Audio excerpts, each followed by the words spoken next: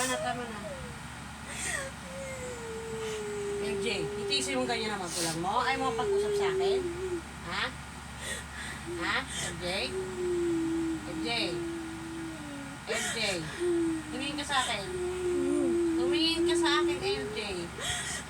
MJ, tumingin ka sa akin. Okay ka na? Okay ka na?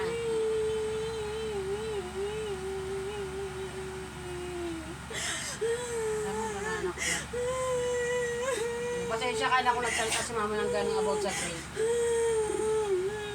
Pero ang akin lang anak ka, marunong pa umawak ng pera. Alam mo ko sa may lalagay yung tama. Kaya kita binibigyan ng ganyan ng ipapa mo ako. Reward mo yun. Pero sana man na, ilagay mo sa tama. Huwag yung puro bili ng bili. Kasi ang dami pong pwedeng gamitin dyan eh. Ha? Ilang akin ha, pag sa school wala nang problema, pa sa project. Hanggat makatapos ka, dahil ilang bibigay namin sa'yo ng papa mo. Edukasyon lang. Gusto ko habang bata ka, nakupukpuk kita. Kasi kung nagkaedad ka na, tatrabaho ka na, sabi mo, tama pala lahat sinabi ni mama.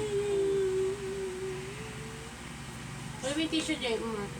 Tama na, anak.